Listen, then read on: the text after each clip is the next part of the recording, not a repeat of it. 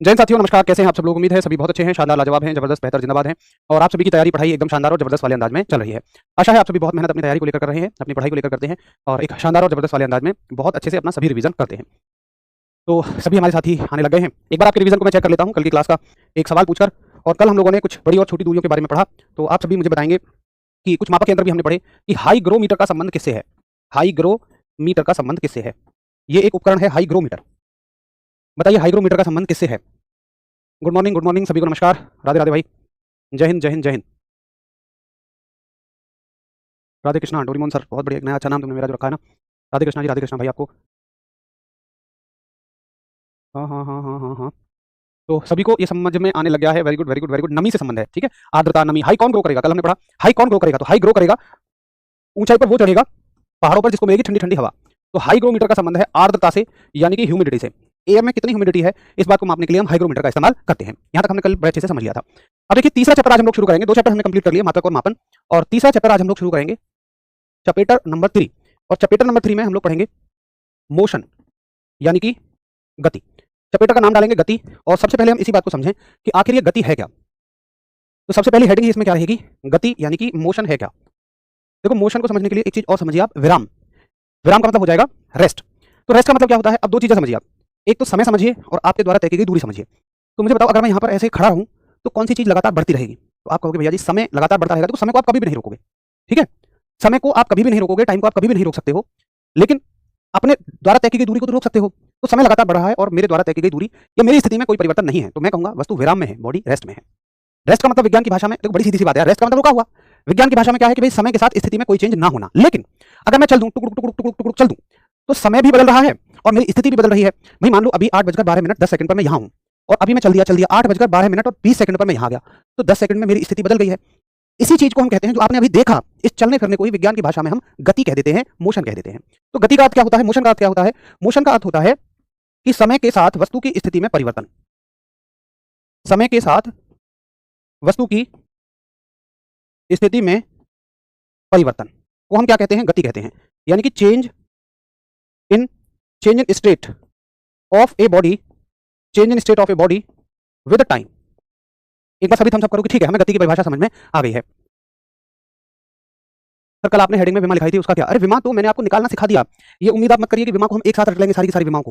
मैंने बता तो दिया कल आपको कि तीन, आपको जितनी भी मूल राशियों के, मूल मात्रकों के संकेत हैं, उसके हर एक संकेत के साथ एक विमा है। जैसे मीटर के लिए एल लिखेंगे, केजी के लिए एम लिखेंगे, समय के लिए टी लिखेंगे। तो बस आपको अभी को उतना ही याद करना है। अब जैसे जैसे राशि आती चली जाएंगी, वैसे वैसे हम विमा पढ़ते हुए चले जाएंगे, उनको रटना नहीं है। कल आपने थंबनेल में लिखा था कि रिजल्ट आ गया। नहीं नहीं नहीं, गलत बात आप कह रहे हैं। आप मेरा थंबनेल देखिए, मैं कभी भी वीडियोस में ऐसा नहीं लाता हूँ, हम आरडब्ल्यू कभी ऐसा नहीं करता कि हम थंबनेल पर कुछ और लिखें और अंदर कुछ और हो। असल में दिक्कत क्या है, देखो मैं तो पिछले 3 दिनों से कोई वीडियो भी नहीं ला रहा हूँ। बहुत सारे लोगों ने आपको बताया कि 21 और 22 को रिजल्ट आने वाला है, तो बच्चे बहुत परेशान थे 21 और 22 में, क्योंकि मैंने 21 और 22 जैसी कोई डेट नहीं बताई। तो बच्चे बड़े परेशान थे और वो लगातार मेरे पास, और बहुत सारे लोग इस तरह की वीडियो ला रहे हैं कि रिजल्ट आ चुका है, आर्मी का रिजल्ट आ चुका है, आर्मी का रिजल्ट आ चुका है। तो बच्चे फिर सीधा मुझसे पूछते हैं कि भैया रिजल्ट आया है या नहीं आया है। अलग अलग वीडियोस में कमेंट करते हैं, हर दिन क्लास में कमेंट होते हैं, मैं हर दिन बताता भी हूँ रिजल्ट नहीं आया। उससे पहले 3-4 दिन पहले मैंने आपसे कहा था वीडियो बना के कि आप रिजल्ट निकालना सीख लो, ताकि कोई भी आपका बेवकूफ ना बना पाए। हर आदमी आपकी मतलब भोले भाले, आप सीधे साधे हैं, तो उस चीज का फायदा उठाता है। तो मैंने तो आपको ये सिखाया था कि आगे किसी की बातों में नहीं आना। भाई मैं भी हर टाइम आपके साथ अवेलेबल नहीं होता हूँ, हालांकि जब ज्यादा डिमांड आती है किसी चीज की, मैं तुरंत वीडियो ले आता हूँ या शॉर्ट बना देता हूँ, लेकिन जैसे ही आपके मन में डाउट आया उस समय पर तो मैं उपलब्ध नहीं हूँ। तो मैंने कहा आप रिजल्ट देखना सीख लो। बच्चे 3 दिन से लगातार फिर भी परेशान थे, वो नहीं निकाल पा रहे थे, रिजल्ट रिजल्ट आया ही नहीं है। तो मैंने थंबनेल ये बनवाया था कि क्या रिजल्ट आ गया है, और क्वेश्चन मार्क मैंने लगाया था। अगर रिजल्ट आने का थंबनेल में बनाता तो मैं यही कहता कि रिजल्ट आ चुका है, कैसे देखें। प्लीज आप कभी भी गलत इंटरप्रेट मत करना। मैं कभी भी व्यूज के लिए या आपकी लाइव काउंटिंग दिखाने के लिए इस तरह की हरकतें तो कभी आरडब्ल्यू नहीं कर सकता। रिक्वेस्ट है, इतना तो भरोसा आप बनाए रखिए आरडब्ल्यू पर, ठीक है भाई। चलिए, तो गति हो गई कि समय के साथ वस्तु की स्थिति में परिवर्तन। अब बात आती है कि एक वस्तु कितने तरीके से चलती है, एक वस्तु कितने तरीके से चल सकती है। रिजल्ट कब आएगा? वही चीज है ना, आपने पूरी वीडियो देखी नहीं है। मैंने वीडियो देखो, मैंने कहा था आपको सारी बातें समझ में आ जाएंगी, आपका डाउट ही खत्म हो जाएगा। एक बार प्लीज आप उस वीडियो को पूरा देखना, अच्छे से सुनना हर एक शब्द को। आपका ये डाउट है, अभी भी आप वही चीज पूछ रहे हैं कि रिजल्ट कब आएगा, रिजल्ट कब आएगा, तो मैंने वही चीज तो बताई है, एक बार आप देखना उसको जाके, ठीक है। अच्छा चलिए, तो मुद्दा आता है कि गति कितने तरीके से हो सकती है। देखो विज्ञान में गति केवल और केवल 3 तरीके से संभव है। कैसे संभव है? आप जहां भी बैठे हुए हैं, लाइब्रेरी में बैठे हुए हैं, तो अपनी सीट के कोने को देखिए। घर में बैठे हुए हैं तो कमरे के कोने को देखिए।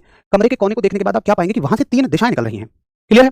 विज्ञान में हम केवल इन्हीं 3 दिशाओं को मानते हैं, इसके अलावा और कोई दिशा हम नहीं मानते। आप कमरे के कोने को देख रहे होंगे तो वहां से कुछ ऊपर की तरफ निकल रहा होगा, या ऊपर के कोने को देख रहे होंगे तो नीचे कुछ निकल रहा होगा। तो ये एक दिशा है। ऐसे सीधा सीधा चलना बिल्कुल एक दिशा है। यानी कि आप अगर ऐसे चलते हैं ऊपर नीचे, तो हम उसको कहते हैं कि ये एक डायरेक्शन है, ये एक दिशा है, ठीक है भाई।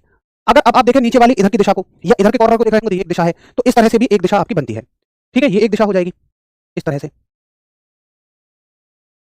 ये एक दिशा हो जाएगी। दिशा का मतलब क्या है? देखो इस वाली दिशा का मतलब क्या है कि चाहे आप ऊपर चलो चाहे आप नीचे चलो, ये पूरी एक ही दिशा है। ऐसा नहीं है ऊपर चलना एक दिशा, नीचे चलना एक दिशा, नहीं, ये केवल एक दिशा है। उसके अलावा आप अगर फर्श पे चलोगे, जमीन पे चलोगे, तो ये ऐसे ऐसे चलना एक दिशा है, ऐसे चलो और बस ऐसे चलो, ठीक है। तो दो दिशाएं क्लियर हो गई आपको, या तो आप ऐसे चलें या तो आप ऐसे चलें। अब देखो एक दिशा बनती है कि आप अंदर बाहर चल सकते हैं। अब अंदर बाहर वाली दिशा कैसे आपको समझ में आएगी? देखो अंदर बाहर वाली दिशा इसमें आपको ऐसे समझ में आएगी कि इस बॉक्स को हम ऐसे बना दें। एक सेकंड का मुझे बस समय दो, आपको बहुत अच्छा समझ में आ जाएगा ये, ठीक है। और इसमें इसको ये सब तो यहाँ जोड़ना चाहिए था, चल कोई बात नहीं, ये हल्का सा टेढ़ा सा दिखेगा आपको, लेकिन समझ जाओगे आप। अब इस बॉक्स में आप अंदर बाहर चल सकते हो। अंदर बाहर का मतलब आप ऐसे भी जा सकते हो और आप इसमें से बाहर की तरफ भी आ सकते हो, तो ये भी एक दिशा है। तो विज्ञान केवल इन तीन दिशाओं को ही अलाउड करता है, एक तो ऊपर नीचे वाली, एक इस तरह की और एक अंदर बाहर वाली। एक बार सभी हम सब करेंगे जी, मुझे समझ में आ गया दिशाएं क्या होती हैं। तीन दिशाएं हमारे पास होती हैं। इन्हीं तीन दिशाओं के आधार पर हम गति का बंटवारा करते हैं और हम कहते हैं कि गति देखो तीन दिशाओं में संभव है। मोशन के प्रकार कितने होते हैं, गति के कितने प्रकार होते हैं? तो भैया जी हम कहते हैं कि गति के तीन प्रकार होते हैं। पहला प्रकार क्या है गति का, कि जब कोई वस्तु केवल एक ही दिशा में चले।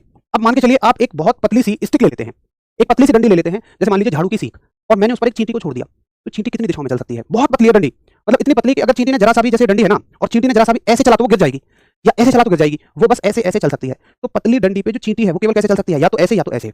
दूसरा, आप रेलगाड़ी की गति सोचिए, रेलगाड़ी पटरियों पर या तो ऐसे चल सकती है या तो ऐसे चल सकती है। मैं उस जगह की बात नहीं कर रहा जहां पर रेलगाड़ी मुड़ रही है, नहीं, जब रेलगाड़ी सीधी चल रही है तो या तो रेलगाड़ी ऐसे चलेगी या तो ऐसे चलेगी। तो ये सारी की सारी गति कैसी होती है? केवल एक दिशाओं में। तो गति के पहले प्रकार को हम कहते हैं, इंग्लिश में इसको कहते हैं one dimensional motion. One dimensional motion यानी कि एक विमीय गति। तो एक विमीय गति का अर्थ हो जाएगा एक दिशा में गति, एक दिशा में गति यानी कि motion in one direction, motion in one direction. इसके एग्जांपल क्या हो जाएंगे? बहुत अच्छा एग्जांपल है, जैसे ट्रेन की गति,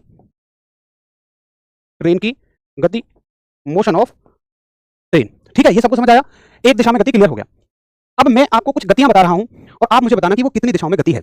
ये अगर आपने नोट कर लिया हो तो मैं इसको हटा देता हूं। चलो अब मैं आपसे कुछ और गतियों के बारे में चर्चा करूंगा और आप मुझे स्वयं बताना कि ये कितनी दिशाओं में गति है। चलिए यहां लिख लेते हैं ऐसी गतियां।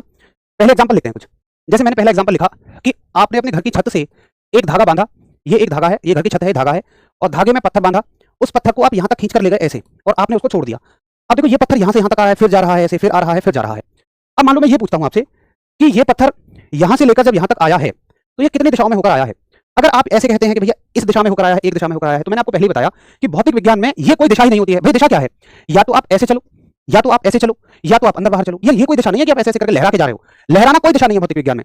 अगर आप ये कहो कि नहीं भैया चलो मैं लहराता नहीं हूं, सीधा चला जाऊंगा ऐसे, ये एक दिशा है, मैंने कहा नहीं, टेढ़ी मेढ़ी कोई दिशा नहीं होती है। या तो ये दिशा है, या तो ये दिशा है, या तो ये दिशा है। तो उसने कहा कि भैया सुनो, अगर आप यहां तक जाना चाहते हैं तो आप काम क्या करो कि पहले यहां तक जाओ सीधा सीधा, अगर आप भौतिक विज्ञान के हिसाब से जाओगे, और फिर यहां तक जाओ। तो कितनी दिशाओं में होकर गए आप? दो दिशाओं में होकर गए। या एक तरीका ये भी है, वो कह रहा है, एक भैया कहेगा नहीं भैया मैं तो पहले ऐसे करूंगा, पहले ऐसे जाऊंगा और फिर मैं ऐसे जाऊंगा। अरे भाई कैसे भी चले जाओ, जा तो तुम दो ही दिशाओं में रहे हो। तो इस तरह की गति को हम क्या बोलते हैं? दो दिशाओं में गति बोलते हैं, टू डायमेंशनल मोशन बोलते हैं। ये बात सबको समझ में आई? और भी इसके एग्जांपल आप उठाइए, जैसे मान लीजिए आपने एक फुटबॉल को किक किया, ये जमीन है, ग्राउंड है, और यहां पर पड़ी हुई है एक फुटबॉल, ठीक है, और इस फुटबॉल में आपने लात मारी तो ये फुटबॉल ऐसे ऐसे करके जा रही है, जुम जुम जुम जुम जुम जुम ऐसे, और जमीन पर ये गिर जाती है। अब मैं एक बार अगर आपसे पूछूं कि फुटबॉल यहां से यहां तक जाने में कितनी गति, कौन सी दिशा में गई है, कितनी दिशाओं में गई है, तो अगर आप ऐसे कहोगे भैया ऐसे गई है, तो ये कोई दिशा नहीं है। भौतिक विज्ञान में ये कोई दिशा नहीं होती। तो आप या तो ऐसे कहोगे भैया पहले ऐसे गई है फिर ऐसे गई है, या कोई साथी कहे कि भैया पहले ऐसे गई है फिर ऐसे गई है, तब भी तो ये टू डायमेंशनल मोशन ही है, तब भी तो ये दो दिशाओं में ही गति है। बोलो क्लियर है कि भैया मुझे आपकी बात समझ में आ गई है कि ये सारे के सारे उदाहरण किस तरह की गति के उदाहरण हैं? ये सारे के सारे उदाहरण द्विविमीय गति के उदाहरण हैं। या आप मान लो एक रस्सी में पत्थर बांध के और आप उसे घुमाए जा रहे हो, तो भाई आप एक व्रत पूरा कंप्लीट कर रहे हो। मतलब आप क्या कर रहे हो कि एक आपने ये धागा लिया, इसमें एक पत्थर को बांधा और उसको ऐसे ऐसे करके गोल घुमा रहे हो, ठीक है। अब आप मुझे बताओ कि पत्थर यहां से मान लो यहां तक गया तो कितनी दिशाओं में होकर गया? भाई पहले इस दिशा में जाओगे फिर इस दिशा में जाओगे, या पहले इस दिशा में जाओगे फिर इस दिशा में जाओगे। तो ये सारे के सारे उदाहरण 2D मोशन के उदाहरण हैं, द्विविमीय गति के उदाहरण हैं। लेकिन लेकिन एक फर्क है सभी में कि सबके सब अलग हैं। अगर सबको देखा जाए, देखो ये कुछ इस तरह की गति कर रहा है, यानी कि नीचे ऊपर, बॉल केवल यहां तक की गति कर रही है, पत्थर पूरा गति कर रहा है, इसका इससे कोई संबंध नहीं है, इसके गुण इससे नहीं मिल रहे हैं, हर एक के गुण अलग अलग हैं। इसलिए हम कहते हैं कि देखो है तो ये सब 2D मोशन, आप ऐसे समझो, है तो ये सारे के सारे 2D मोशन, लेकिन उनमें भी सबके गुण अलग अलग हैं। जैसे मान लो कोई फैमिली है, वो फैमिली है मान लो सिंह फैमिली है, तो सिंह फैमिली के जितने मेंबर होंगे क्या उनके सबके गुण एक जैसे होंगे? समझा मेरी बात? तो फैमिली का सरनेम एक हो सकता है, कैटेगरी जितने भी मेंबर होंगे सबके गुण तो अलग अलग होंगे। तो ये फैमिली पूरी 2D मोशन की है, लेकिन हर एक वस्तु के हर एक तरह की गति के गुण अलग अलग हैं। इसलिए इनको वन बाय वन पढ़ते हैं हम। किसी को दोलनी गति कहते हैं, किसी को प्रक्षेप्य गति कहते हैं, किसी को वृत्तीय गति कहते हैं, किसी को हम सिंपल हार्मोनिक मोशन कहते हैं, किसी को प्रोजेक्टाइल मोशन कहते हैं, किसी को सर्कुलर मोशन कहते हैं। वो हम पढ़ेंगे स्टेप बाय स्टेप। लेकिन आपको ये बात समझ में आई होगी कि बेशक ये सारे के सारे द्विविमीय गति के उदाहरण हैं, लेकिन हैं सारे के सारे अलग अलग। तो ये कैसी गति हो गई आपकी? टू डायमेंशनल मोशन, द्विविमीय गति। टू डायमेंशनल मोशन यानी कि द्विविमीय गति। और आप समझ गए होंगे कि द्विविमीय गति में हमें क्या पढ़ना है। ठीक है, तो द्विविमीय गति का अर्थ है कि दो दिशाओं में गति, दो दिशाओं में गति। इंग्लिश वाले भैया लिख लेना, थोड़ी जगह कम है। Motion in to dimensions, motion in to dimensions कह दो या डायरेक्शन कह दो, डायरेक्शन डायमेंशन एक ही बात है। ठीक है, अब क्या त्रिविमीय गति, चार विमीय गति, देखो चार तो विमा ही नहीं है हमारे यहाँ, तीन विमाओं तक हम रेस्ट्रिक्टेड हैं, त्रिविमीय गति भी हमारे सिलेबस का हिस्सा ही नहीं है, हम केवल 1 और 2D मोशन पढ़ते हैं। अब हम 1 बाय 1 पढ़ेंगे। सबसे पहले 1D मोशन को खत्म करेंगे कि सीधे चलने पर क्या क्या राशियां हमें पढ़नी है, और 2D मोशन में क्या क्या राशियां हमें पढ़नी है। अगर आप मुझे इजाजत दें तो मैं आगे चलूं, एक बात हम सब कर दूं कि ठीक है, नोट हो गया और मुझे समझ में आ गया। अभी ना इसको बहुत डीप में पढ़ेंगे, अभी हम इसको बहुत गहराई में पढ़ेंगे, इसको बहुत डीप में पढ़ेंगे, 1 बाय 1 पढ़ेंगे। अब पहले इसको पढ़ेंगे फिर इसको पढ़ेंगे, एक बार फटाफट हम सब करिए, वो सारे इसी में आ जाएंगे। झूले की गति हो गई, सब इसी में आ जाएंगे।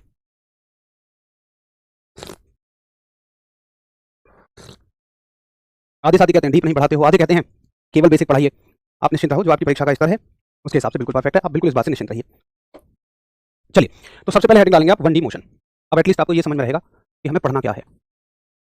1 डायमेंशनल मोशन यानी कि एक विमीय गति। इसके आगे अब हम जो भी पढ़ेंगे वो सब 1 डायमेंशनल मोशन का पढ़ेंगे, 1D मोशन का पढ़ेंगे, एक विमीय गति का पढ़ेंगे। तो आप लोग तो ऊपर ही हेडिंग डाल लेना, मुझे पूरी एक स्लाइड चाहिए अगले टॉपिक को समझाने के लिए, इसलिए मैं अगली स्लाइड ले रहा हूँ। एक विमीय गति की सबसे पहली राशि और पूरी फिजिक्स की सबसे पहली राशि जिसके बारे में हम जानकारी ले रहे हैं वो है भाई लंबाई। अब जैसा कि हमने कहा था कि हर एक चैप्टर में सिर्फ हमें राशियों को पढ़ना है, तो हमारी पहली राशि आ चुकी है, वो है लंबाई। अब लंबाई क्या होती है, लेंथ क्या होती है?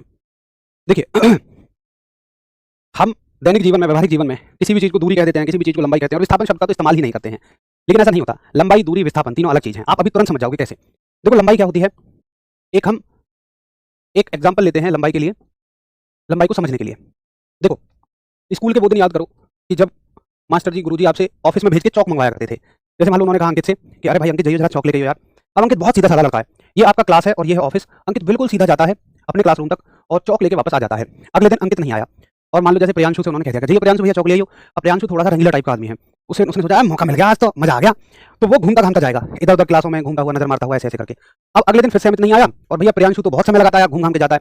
तो उन्होंने मान लो जैसे राजू से कह दिया, राजू भाई है हमारे, कि राजू भाई जाइए जरा चौक लेके यार। अब राजू भाई तो उनसे भी ऊपर हैं, राजू ने कहा आज ही मौका है बेटा, फिर मौका ना मिले। तो राजू भाई तो और ज्यादा खूब घूम घाम के जा रहे हैं, ऐसे ऐसे करके, यहाँ से ऐसे ऐसे करके खूब घूम घाम के जा रहे हैं। तो देखो ए से बी तक 3 तरह के लोग गए, नंबर 1, नंबर 2, नंबर 3। मुझे आप ये बताइए कि सबसे कम लंबाई ए से बी के बीच में, सबसे कम लंबाई किसने तय की? 1 ने, 2 ने या 3 ने? फटाफट से बताइए सबसे कम लंबाई ए और बी के बीच में किसने तय की है? हाँ मेरा पैर ठीक हो गया है, बट अभी थोड़ा सा इसमें और फ्लेक्सेस वगैरह आने बाकी है, उसमें समय लगेगा, 1.5 महीने का करीब समय लगेगा, पूरी तरह से ठीक नहीं हुआ है। 3D नहीं बताएंगे, जिस चीज को मैं मना करूंगा ना उस चीज के लिए आप ज्यादा पूछोगे। मैंने कहा था 3D हमारे सिलेबस में है ही नहीं, उस पर ध्यान ही नहीं देना है।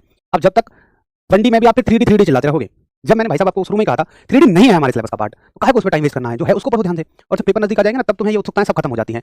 तब पेपर नजदीक आ जाएगा, सिर्फ एक मोटिव रह जाता है, याद कैसे हो यार इतना सारा, क्योंकि केवल फिजिक्स थोड़ी है, केमिस्ट्री भी है, बायोलॉजी भी है, हिस्ट्री भी है, ज्योग्राफी भी है, पॉलिटी भी है, मैथ्स भी है, रीजनिंग है, हिंदी भी है, तब समझ में आती है। तब नहीं पढ़ते, पूछते हो फिर दबा की चीजें, फिर तो होता है कि कम कैसे करूं इसको, जितना कम हो जाए उतना अच्छा है भैया, ये भी छोड़ दो वो भी छोड़ दो, फिर पढ़ाई को भी छोड़ दोगे।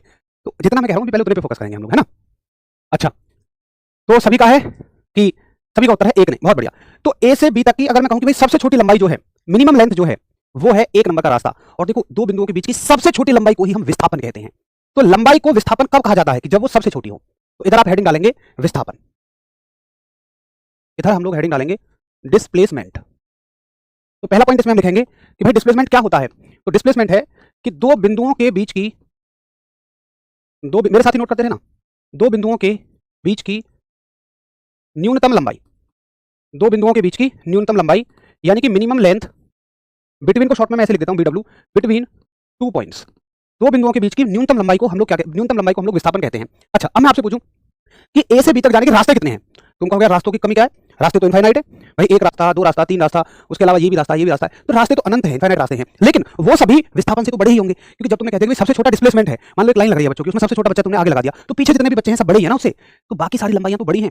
तो विस्थापन के अलावा बाकी सारी लंबाइयों को आप दूरी कह सकते हो। ये भी एक दूरी है, ये भी एक दूरी है। तो डेफिनेशन हम ऐसे ही बनाएंगे कि भाई लंबाई को दूरी कब कहा जाएगा? तो दोस्त लंबाई को दूरी यानी कि डिस्टेंस तब कहा जाएगा जब वो दो बिंदुओं के बीच सबसे छोटी हो। तो इसमें पहला पॉइंट आएगा कि दो बिंदुओं के बीच की, या ऐसे लिखो, हाँ, दो बिंदुओं के बीच विस्थापन के अलावा,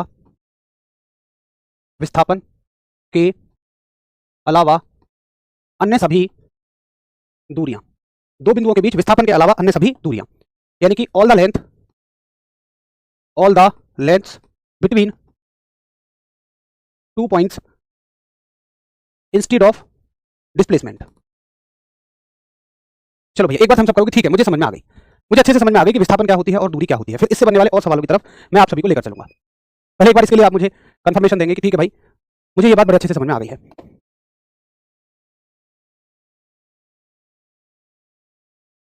हाँ, बना लेंगे तो अच्छा रहेगा, दिल्ली पुलिस के नोट्स हैं भी, फिर भी आप लिख लेंगे तो अच्छा रहेगा। ठीक है, चलिए अब इसको ना यहीं छोड़ना है, पूरा पेज छोड़ देना, और आगे हम एक चीज नोट करेंगे, सदिश और अदिश राशियां। पहले वैसे ही समझ लो, फिर मैं आपको लिख के समझा दूंगा। इस जगह को यहीं छोड़ देना। इतनी एक चीज आपको समझनी है, सदिश और अदिश राशियां। तो हम लोग कैसे सीखते हैं? हम लोग यही तो सीखते आए हैं कि भाई सदिश राशियां कौन होती हैं। तो हमने सीखा कि सदिश राशियां वो होती हैं जिनके लिए परिमाण यानी कि मैग्नीट्यूड और दिशा यानी कि डायरेक्शन दोनों की आवश्यकता होती है। मतलब भाई सदिश राशियां वो राशियां हैं कि जिनके लिए मुझे परिमाण भी चाहिए और मुझे दिशा भी चाहिए। ये बात हम बचपन से पढ़ते हुए आए हैं। और अदिश राशियां कौन होती हैं? अदिश राशियां यानी कि स्केलर क्वांटिटीज कौन होती हैं? तो स्केलर वो होती हैं कि जिनके लिए केवल परिमाण चाहिए, दिशा नहीं चाहिए। लेकिन ये बात हमने पढ़ी थी, बट समझ में हमें कभी नहीं आई कि यार एक राशि को देखकर मैं कभी नहीं पहचान पाता कि इसमें मुझे परिमाण चाहिए या दिशा चाहिए। बस मैं रट लेता हूं। आओ आज समझते हैं। देखिए एक उदाहरण लेते हैं। जैसे मान लीजिए मैंने उदाहरण लिया तापमान। एक एग्जांपल लेते हैं, तापमान, शरीर का टेम्परेचर। अब तुम्हें आया बुखार, मान लो किसी को भी आया, यार तुम्हें क्यों आए, किसी को बुखार आया, डॉक्टर के पास गए, डॉक्टर साहब ने कहा तुम्हें ना 100 डिग्री फ़ारेनहाइट को बुखार आया ईस्ट डायरेक्शन में। तुम कहोगे डॉक्टर साहब सुबह सुबह पी ली, ईस्ट डायरेक्शन का मतलब है, मतलब मैं पूर्व दिशा में चलाऊंगा तो 100 को बुखार है, पश्चिम में चलाऊंगा तो कुछ बदल जाएगा। डॉक्टर कहेगा ना यार बदलेगा तो ना, कि जो चीज डायरेक्शन के साथ बदल ही नहीं रही है तो फिर डायरेक्शन उसके साथ बतानी ही क्यों है। तो टेम्परेचर जैसी चीज, तापमान जैसी चीज के साथ मुझे नहीं लगता कि हमें डायरेक्शन बताने की कोई जरूरत है।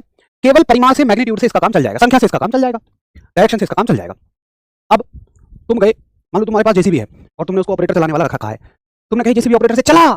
अब उसने जो जेसीबी की बकेट होती है उसको ऐसे करने की बजाय ऐसे कर दिया, तो मिट्टी जो थी वो तो और फैल जाएगी आने की बजाय। तुम कहोगे क्या कर रहा है, वो कहेगा अरे भाई साहब तुम्हें बतानी चाहिए ना कि मैं इस पे बल किधर की तरफ लगाऊं, भाई अंदर की तरफ लगाऊं या बाहर की तरफ लगाऊं। तो जब भी आप बल का इस्तेमाल करोगे, फोर्स का इस्तेमाल करोगे, तो आपको दिशा बतानी पड़ेगी। तो सदिश राशि का एक उदाहरण क्या हो जाएगा? सदिश राशि का एक उदाहरण हो जाएगा बल यानी कि फोर्स। तो फोर्स में आपको बताना पड़ेगा कि भाई 100 न्यूटन का फोर्स लगा, और दिशा भी बतानी पड़ेगी कि ईस्ट डायरेक्शन में लगा, पूर्व दिशा में लगा, पश्चिम में लगा, या उत्तर में लगा, या दक्षिण में लगा। तो अब समझ में आया कि बल एक सदिश राशि है, उसके लिए आपको परिमाण भी चाहिए और दिशा भी चाहिए। तापमान एक अदिश राशि है, उसके लिए केवल आपको परिमाण चाहिए, दिशा की कोई जरूरत नहीं है। मात्रक तो समय चाहिए, उसकी कोई बात ही नहीं है, मात्रक तो छोड़ दो। बोलो भैया क्लियर है सभी को? ये बात सबको समझ में आई है कि हाँ जी मुझे समझ में आ गया कि भाई सदिश और अदिश राशियां क्या होती है। अब तुम फिर गलती क्या करते हो? तुम क्या करते हो? भैया मैं ना रट्टू तो होता हूँ, मैं दुनिया को रट जाऊंगा, तुम मुझे एलियनों के नाम भी बता दोगे ना, मैं पूरे उनके खानदान के नाम रट जाऊंगा, पूरी एलियनों की बस्ती को रट जाऊंगा। तुम क्या करते हो? तापमान एक अदिश राशि है, तापमान एक अदिश राशि है, ये अदिश राशि है, पेपर में आएगा तापमान कैसी राशि है, तापमान ऐसे। तो तुम जब अंधा रट्टा मारोगे, बिल्कुल अंधा रट्टा मारोगे, कभी भी याद नहीं होंगे वो चीज़। इसको कहते हैं अंधा रट्टा मारना। देखो याद रखने के दो मेथड हो सकते हैं, या तो वो चीज़ तुम्हें समझ में आए, या उसके साथ कोई ट्रिक जुड़ी हुई हो, या कोई लॉजिक जुड़ा हुआ हो। अगर तुम बिल्कुल ऐसे ऐसे जबरदस्ती रटने की कोशिश करोगे ना कि ये तुम जिंदगी में कभी नहीं रट पाओगे उसको।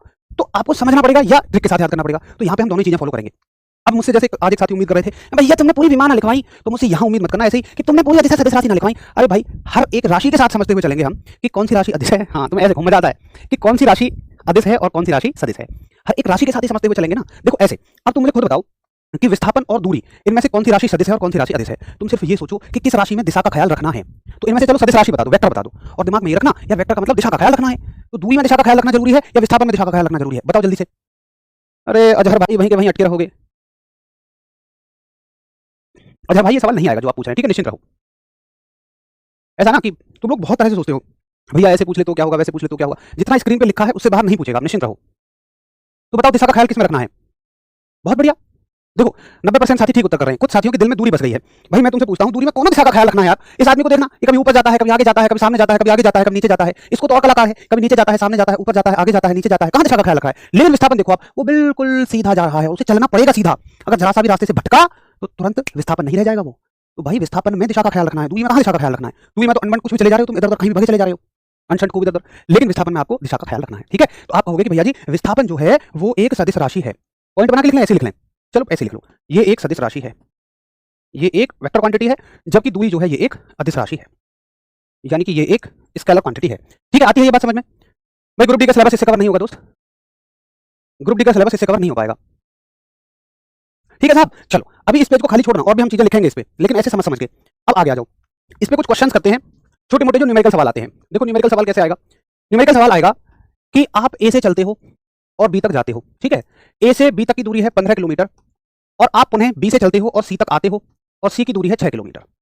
तो इस पूरी प्रक्रिया में आपके द्वारा तय की गई दूरी यानी कि डिस्टेंस, और आपका विस्थापन यानी कि डिस्प्लेसमेंट कितना होगा?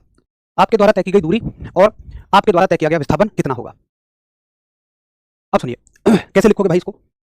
देखिए दूरी एक अदिश राशि है, अदिश राशि का मतलब कोनो दिशा का ख्याल नहीं रखना है।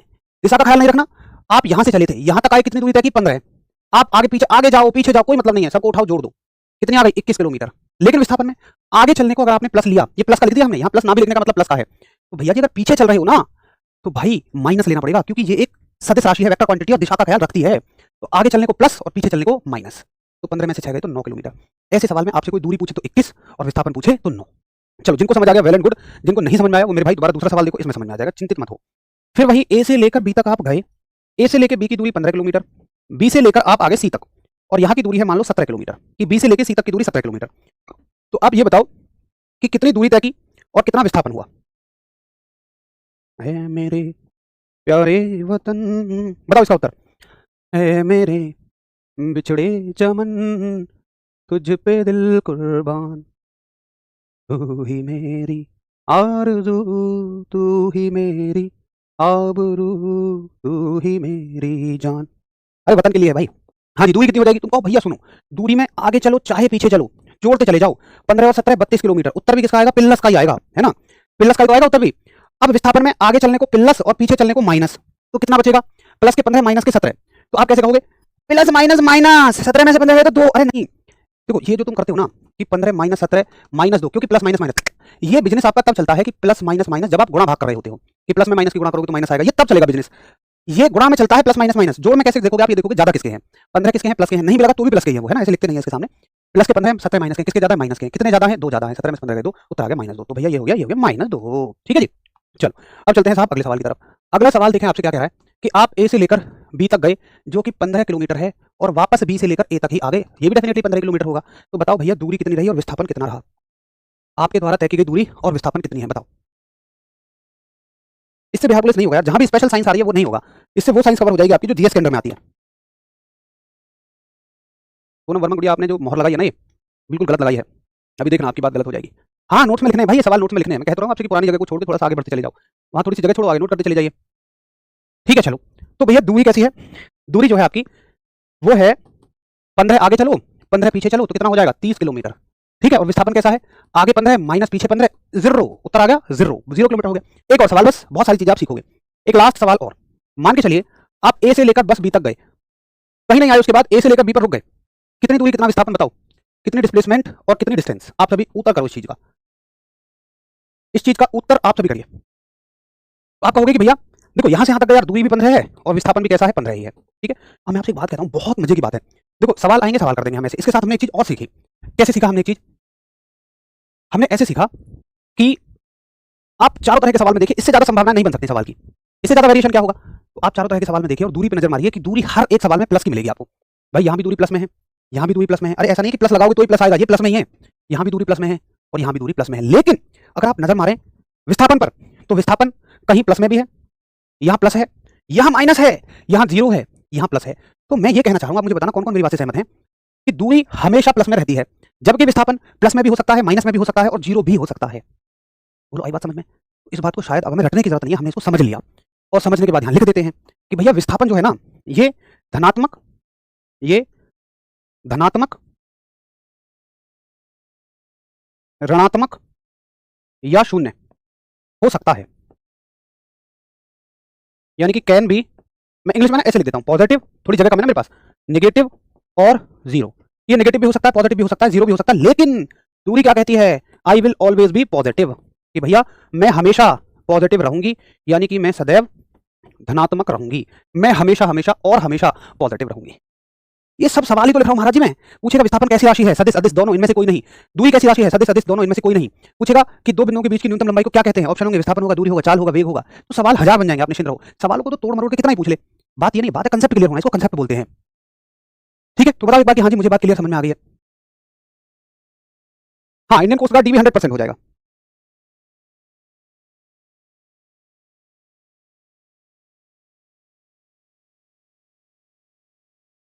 ठीक है भैया जी, तो इतने फैक्ट हमें याद रखने हैं। सवालों को कभी भी रटने की कोशिश मत करिए, आप कंसेप्ट समझिए। आपने ये समझ लिया, सवाल 100 बना दूं मैं, सबके उत्तर कर दोगे तुम।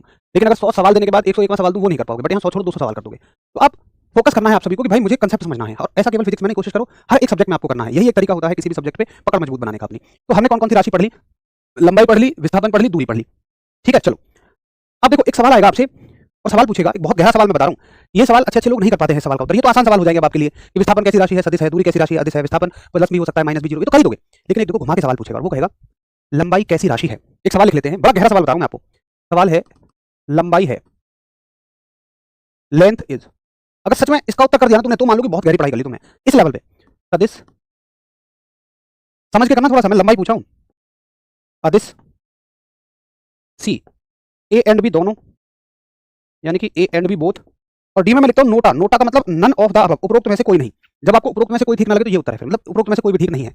बताओ मैंने लंबाई कहा है, लंबाई, लंबाई एक कैसी राशि है, लेंथ एक कैसी क्वांटिटी है। अब सोच समझ के उत्तर करिए। ना मैं दूरी पूछ रहा हूं, ना मैं विस्थापन पूछ रहा हूं। तो देखो अगर आप बहुत ध्यान से सोचो तो आप ये कहेंगे कि यार लंबाई से तो दोनों ही चीजें निकल रही है ना, लंबाई के अंदर दूरी भी है, विस्थापन भी है, डिस्टेंस भी है, डिस्प्लेसमेंट भी है, तो लंबाई तो दोनों तरह की राशि हुई। अगर लंबाई का विस्थापन रूप पूछोगे तो सदिश है और दूरी रूप पूछोगे तो अदिश है, लेकिन लंबाई तो दोनों तरह की राशि है। क्या ऐसा हो सकता है कि एक राशि दोनों तरह की होगी? 100% हो सकता है, बहुत सारी राशियां ऐसी हैं जो दोनों तरह की है। तो लंबाई को आप सदिश भी कह सकते हो, अदिश भी कह सकते हो। आप आपसे कोई कहे यार ऐसे कैसे, तुम कहोगे क्लियर सवाल पूछो, फिर तुम या तो मुझसे विस्थापन पूछो या दूरी पूछो। भाई लंबाई कहोगे तो मैं तो दोनों ही बातें बताऊंगा ना। विस्थापन जो है अगर इसका विस्थापन रूप पूछोगे तो वो सदिश है यानी वेक्टर है, डिस्प्लेसमेंट, और अगर दूरी रूप पूछोगे, लेंथ रूप पूछोगे, डिस्टेंस रूप पूछोगे, सॉरी, तो वो अदिश है यानी स्केलर है। क्लियर? ये बात सबको समझ आनी चाहिए। तो फिर हम अगली राशि पर चल सकते हैं, और अगली राशि है हमारे पास चाल। अगली राशि है हमारे पास चाल, हेडिंग डालेंगे आप, अगली राशि चाल। हर एक चैप्टर में सिर्फ हमें राशि ही तो पढ़नी है। चाल यानी कि स्पीड।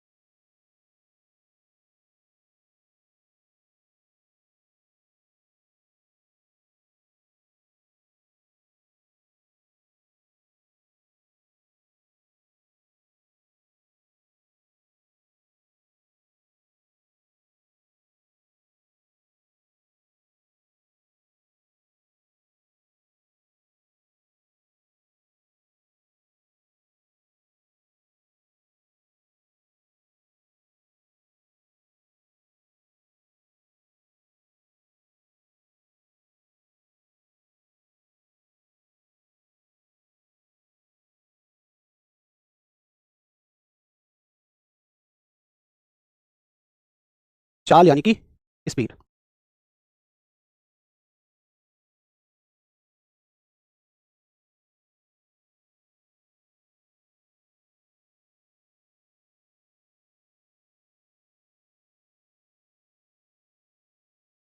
इसको हम लोग कल शुरू करेंगे फिर। ठीक है ठीक है ठीक है, मुझे तो मतलब सच में पता ही नहीं चला कि कब टाइम निकल गया। 8:55 हो गए, मेरी अगली क्लास भी है 9 बजे से, और उसके लिए बोर्ड भी थोड़ा सा तैयार करना है। इसको हम लोग कल शुरू। अच्छा टाइम, ओके। चाल, हेडिंग डालेंगे आप, अगली राशि चाल। हर एक चैप्टर में सिर्फ हमें राशि ही तो पढ़नी है। चाल यानी कि स्पीड। चलिए क्लियर सभी को? ओके। देखो चाल में हम क्या पढ़ना चाह रहे हैं, स्पीड में हम क्या पढ़ना चाह रहे हैं। चाल को पढ़ते समय मैं बस ये चेक करना चाह रहा हूं, अच्छा टाइम खत्म हो गया, अरे अब तो टाइम का पता ही नहीं चला, सच में मेरी तो नजर भी गई है घड़ी पे। चलो कोई बात नहीं, इसको कल शुरू करेंगे, है ना? इसको हम लोग कल शुरू कर लेंगे फिर। ठीक है, मुझे तो मतलब सच में पता ही नहीं चला कि कब टाइम निकल गया। 8:55 हो गए, मेरी अगली क्लास भी है 9 बजे से और उसके लिए बोर्ड भी थोड़ा सा तैयार करना है। तो भाई आज की क्लास मुझे लगता है बहुत अच्छी रही, बहुत सारे कंसेप्ट हमने इसमें सीखे और मैं फिर से आप सभी से गुजारिश करूंगा कि आप सभी रटने पे फोकस ना करें। कुछ चीजें होंगी भी जो हमें सीधी याद करनी पड़ेंगी, लेकिन हम कोशिश करेंगे उनको सीधी याद ना करके उनके साथ कोई ट्रिक जोड़ेंगे या चीजों को समझ के पढ़ेंगे। तो दो चीजें बस हम रखेंगे, या तो समझ या तो ट्रिक। अंधा रट्टा तो बिल्कुल नहीं मारेंगे, अंधा रट्टा कभी याद नहीं रहेगा आपको। चलिए, तो इस चीजों को, सारी चीजों को ना रिवाइज करके आना, एक रिक्वेस्ट और है, कल की क्लास सिर्फ उनको समझ में आएगी जो आज की क्लास को पूरी को फिंगर टिप्स पे याद करके आएंगे। क्योंकि देखो ना, चाल में क्या है, दूरी है, समय है, दूरी ही हमने पीछे पढ़ी है, तो दूरी और विस्थापन से जुड़ी हुई चीजें ही कल चलेंगी। इसलिए आप सभी से परम निवेदन है कि आप सभी आज की चीजों को बहुत अच्छे से प्लीज पढ़ के आइएगा, याद करके आइएगा। आप मुझसे बस कल ये मत पूछना कि देखो मैंने खूब जान लगा के समझाया कि विस्थापन क्या है, लंबाई क्या है, दूरी क्या है, बस कल ये ना कहना कि विस्थापन क्या है। फिर तो वहां सही लगेगा कि पुरानी चीजों पर डिस्कशन हमारा होता रहेगा, ऐसे तो सिलेबस हमारा कभी आगे बढ़ ही नहीं पाएगा। चलिए कल मिलते हैं, तब तक के लिए आप सभी को नमस्कार, धन्यवाद, जय हिंद।